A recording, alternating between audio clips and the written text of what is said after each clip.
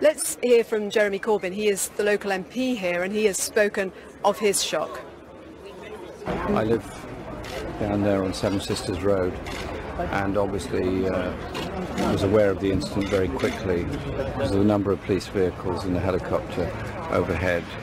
I know the people in Muslim Welfare House and the mosque extremely well and the community very well, and I came here last night to talk to the police and the firefighters and ambulance who were here, and I have to say the response by all three emergency services was very timely and very quick, and the police managed to arrest the suspect who was driving the van and taken away from the area, and sadly the gentleman who died's body was on the ground and covered respectfully by a tent so that forensic examination could take place.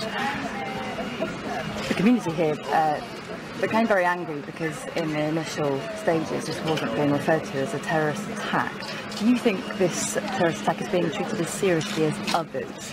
Well, I'm treating it as absolutely as seriously as any other attack. This was a van driven into a crowd of people who were tending a man who was already injured, and they were coming home from nighttime prayers in the mosque. It's Ramadan and it's perfectly normal, and 8 people have been injured. Some of them I understand extremely seriously, and as I see it, this is a terror on the streets, and it's a terror of the people in the streets in the communities I'm very proud to represent in Parliament, and that's why I'm here today.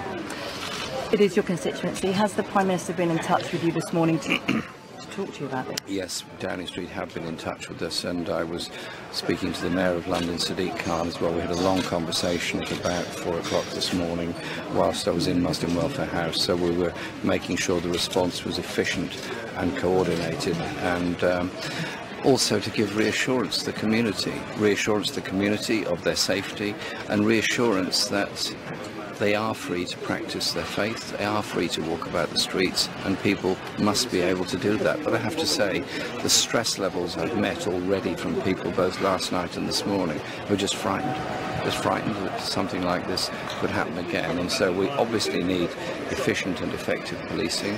We obviously need also an attitude in our society of support for each other. The only way to deal with this kind of issue is communities coming together, and this is a very multi-faith community.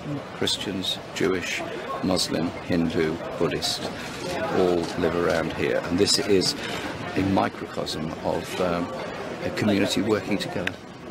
Do you think there should be more security around mosques now, more police presence in the area particularly? We have had some attacks on Finsbury Park Mosque in the past. We have had some threats made to the Muslim Welfare House and other religious places in the area. An attack on a mosque, an attack on a synagogue, an attack on a church is actually an attack on all of us. We have to protect each other's faith, each other's way of life, and that's what makes us a strong society and community. And so I am not complaining at all about the local police. They in fact have worked very well together with both of the mosques in Finsbury Park to make sure they have the support that they need, and I'm obviously in very close touch with the local police as well as those from Scotland Yard that have come here to help. Just wanted to confirm, you said you spoke to Downing Street. Have you actually spoken directly to Theresa May? Has she made contact with you today? I haven't spoken to her directly, but our officers have been in touch, and she has expressed her condolences for the death and also concerns about what happened last night. Would you expect her to make a visit today? It's not up to me to decide what the Prime Minister does.